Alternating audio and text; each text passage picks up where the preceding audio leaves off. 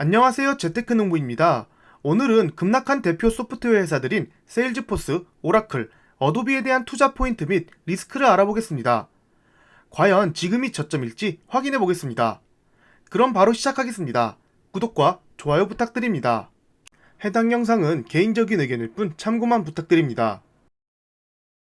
첫 번째 종목은 세일즈포스입니다. 고점 대비 무려 25.8%나 떨어졌고 현재 주가는 20년 8월과 비슷합니다. 그러면 실적이 20년 8월 당시로 떨어진 건지 아니면 어떠한 악재로 이렇게 하락했는지 분석해 보겠습니다. 또한 투자 포인트들과 리스크도 함께 알아보겠습니다. 먼저 세일즈포스가 어떤 회사인지 간단히 알아보겠습니다. 1993년 오라클의 임원이었던 마크 베니오프가 창업한 회사로 고객관리 솔루션을 제공하는 클라우드 컴퓨팅 서비스 제공 회사입니다.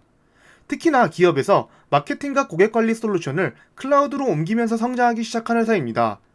즉, 기업들이 디지털화될수록 세일즈포스가 더 잘 나가는 것이죠. 심지어 이 디지털 고객관리 분야에서 오라클이나 마이크로소프트와 같은 쟁쟁한 경쟁자들을 제치고 1위를 차지하고 있습니다.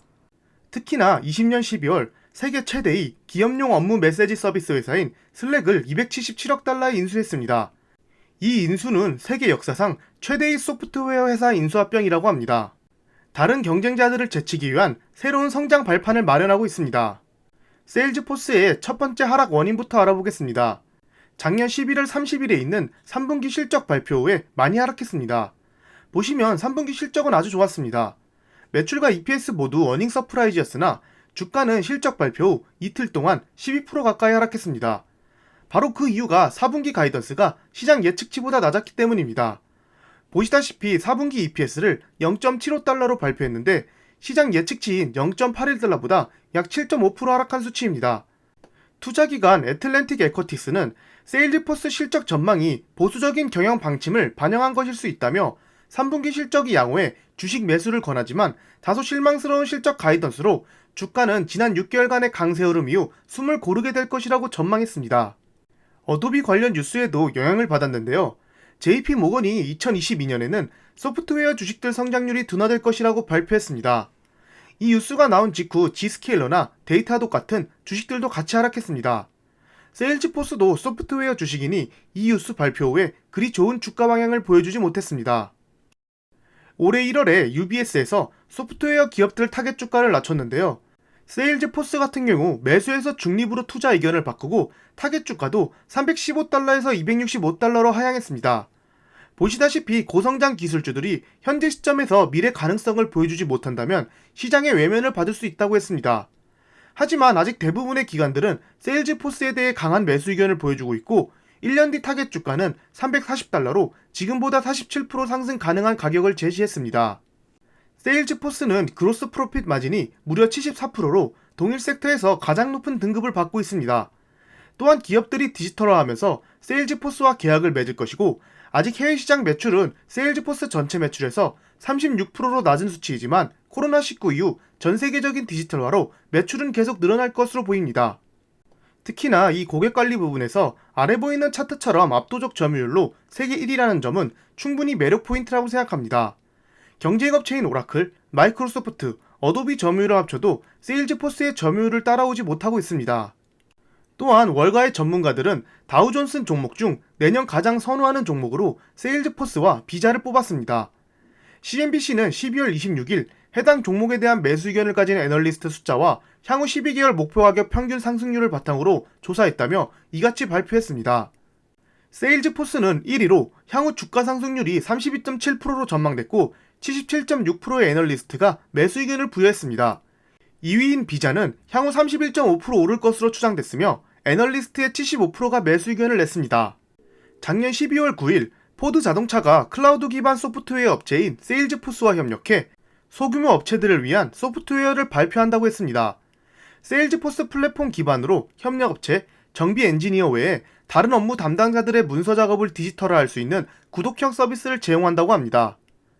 기존 자동차 사업은 반도체 공급 부족이나 경기 하락 등 외부 변수에 타격을 받을 수 있지만 서비스형 소프트웨어를 고객 기반으로 만들면 상대적으로 보다 쉽게 지속적인 관계를 유지할 수 있기에 세일즈포스와 협업하여 서비스를 제공한다고 합니다.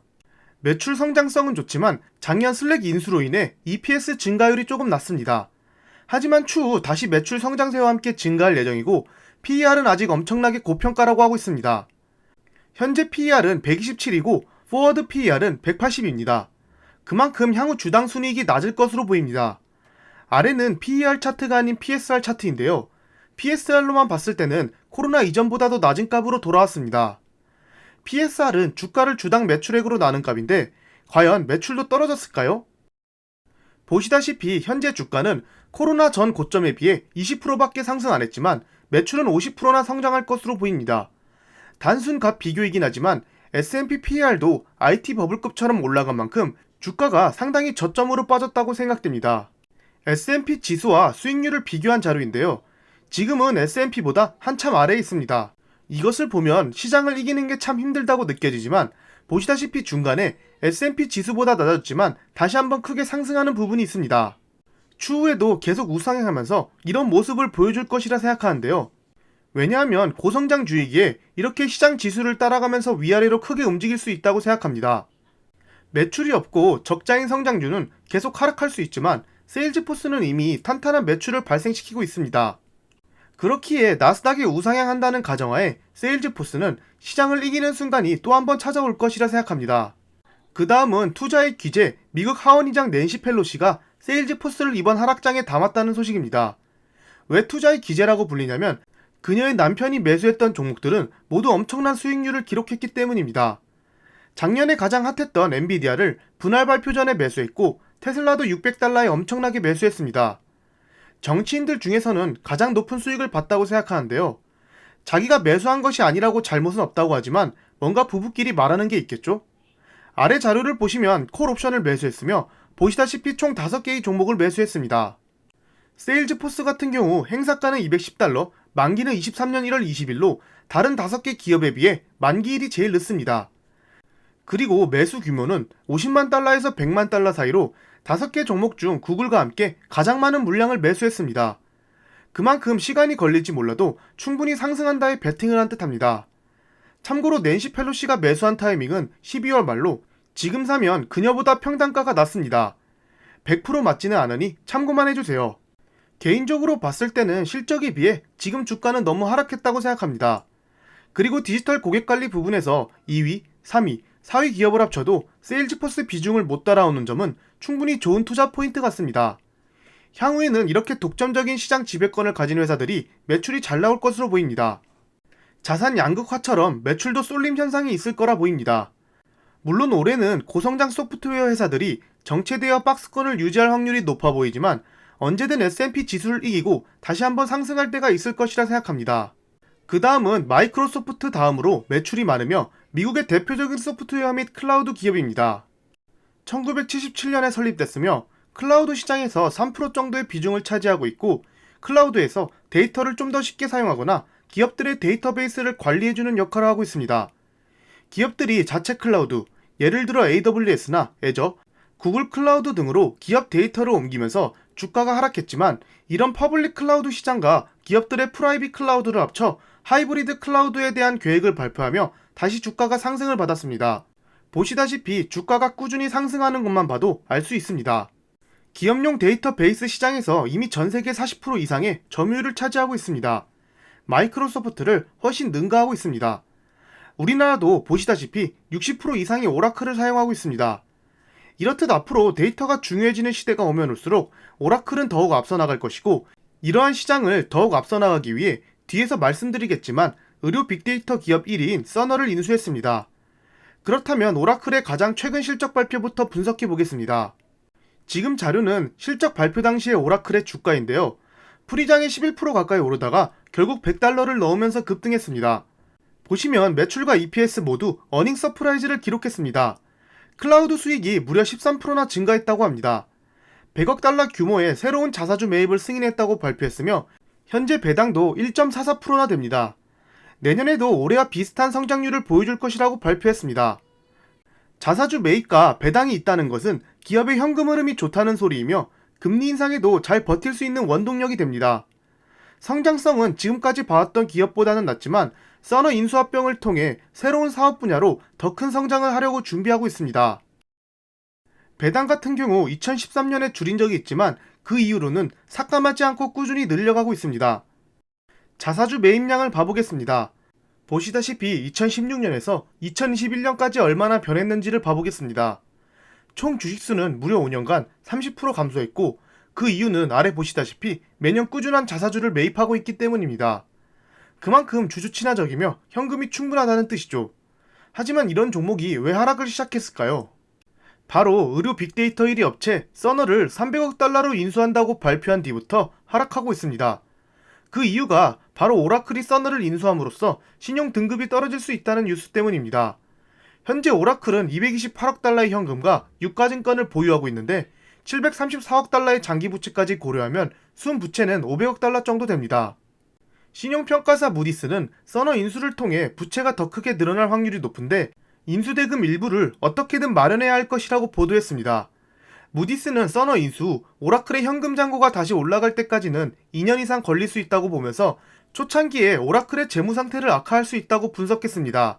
하지만 장기적으로는 강한 성장세를 보일 것으로 예상되는 헬스케어 IT 산업에서 오라클의 입지를 더욱 강화할 수 있는 좋은 인수합병이라고 말했습니다. CT 애널리스트는 이번 인수합병으로 인해 자사주 매입에 적극적인 오라클이 자사주 프로그램을 중지할 수 있다고 말했습니다. 지금 보시다시피 서너는 전자의료 기록업체 1위로 의료 관련 빅데이터가 제일 많은 기업입니다. 오라클은 이 서너를 인수하여 헬스케어 산업에서 클라우드 기반을 다지려고 합니다. 빅데이터야말로 클라우드 산업에서 가장 중요한 부분이고 4차 산업혁명에서 큰 위치를 차지할 만큼 오라클이 서너를 인수함으로써 앞으로 계속해서 성장해 나가려는 의지를 보여주는 듯합니다. 하지만 기관들은 계속해서 안 좋은 소리를 하고 있습니다. 투자회사 키방크가 오라클에 대한 투자 의견을 비중 확대해서 중립으로 하향 조정했습니다. 280억의 현금 투자는 무리라며 오라클의 서너 인수를 부정적으로 평가했습니다. 하지만 서너 인수는 장기적으로 봤을 때는 충분히 좋은 인수라고 말했습니다. 또한 뱅크 오브 아메리카도 비중 축소로 의견을 발표했습니다. 현금이 없는 상태에서 큰 비용을 지출해 서너를 인수하게 되면 회사의 신용등급이 하락할 것을 우려한다고 발표했습니다. 개인적으로 생각할 때 지금 투자 의견이 하향되고 주가가 하락하는 것은 단기적으로 재무가 안 좋기 때문이고 이것이 선반영돼서 하락하는 것이라 생각합니다. 결국 단기적인 트레이딩 관점인 투자자들은 오라클 주식을 많이 매도했을 것이고 장기적인 트레이더들은 지금이 아주 좋은 매수 시기라고 생각합니다. 저는 이때부터 조금씩 오라클을 모으고 있습니다. 장기적인 관점으로 말이죠. 마이크로소프트와 PER을 비교해 보겠습니다. 마소에 비해서는 아직 PER이 많이 낮은 것을 볼 수 있습니다. 최근 주가 급등에 따라 PER이 상승했지만 아직 예전의 PER로는 돌아오지 못했습니다. 그래도 섹터 평균 PER보다는 20% 낮은 수치이며 오라클 5년 평균 PER 26보다도 낮습니다. 중요한 건 포워드 PER이 34까지 올라가는 건데요. 이건 앞서 말씀드렸다시피 서너 인수로 인해 EPS가 줄 것으로 예상되면서 PER이 많이 상승할 것으로 보는 듯합니다. 클라우드 관련 기업을 투자할 때 아마존이나 마소, 구글도 좋지만 클라우드 플랫폼을 관리해주고 기업 데이터 관리에서 세계 1위 점유율인 오라클은 또 다른 매력이 있는 듯합니다. 물론 서너 인수로 인해 어떻게 될지 모르지만 아직 배당과 자사주를 꾸준히 매입하고 있고 의료 빅데이터 1위 업체 인수로 또 다른 성장 분야를 만들었다고 생각합니다.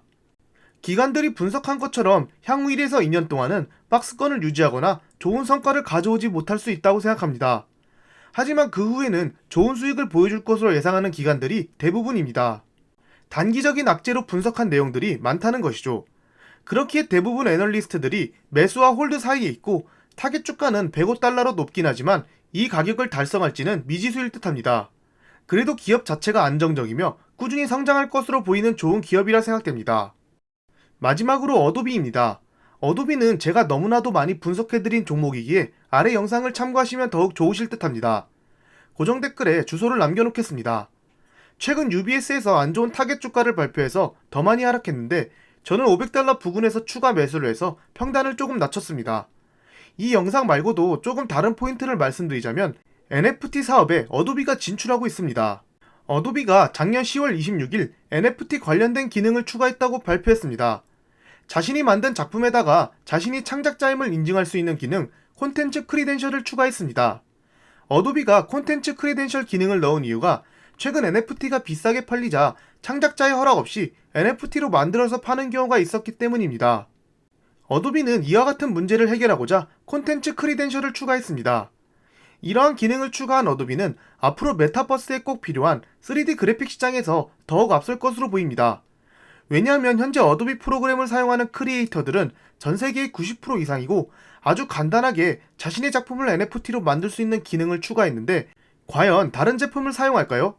최근 어도비의 제품 구독률이 둔화세를 보이면서 3분기 실적 발표 후 급락했는데 이러한 NFT 기능을 추가함으로써 앞으로 더 많은 신규 고객들이 들어올 것으로 보이고 기존 고객들도 빠져나가지 않을 것으로 보입니다. 오늘 소개해드린 3가지 종목을 비교해보겠습니다. 어도비를 제외하고는 향후 EPS가 안 좋아질 것으로 보여 포워드 PER이 올라갔는데요. 그렇기에 지금보다 더 떨어질 위험이 있다는 점은 투자에 꼭 유의하셔야 할 듯합니다. 하지만 저는 어디가 저점인지 고점인지 맞추지 못하기에 제 기준으로 어느 정도 하락하면 매수를 시작합니다. 3개 주식 모두 나름 괜찮은 종목이라 생각하며 향후 더 떨어지거나 박스권을 횡보할 때 다시 한번 봐보시는 것도 나빠 보이지 않을 듯합니다. 절대 투자 추천 영상이 아닌 개인적인 의견이니 참고만 부탁드립니다. 지금까지 제 영상을 봐주셔서 감사합니다. 구독과 좋아요 부탁드립니다.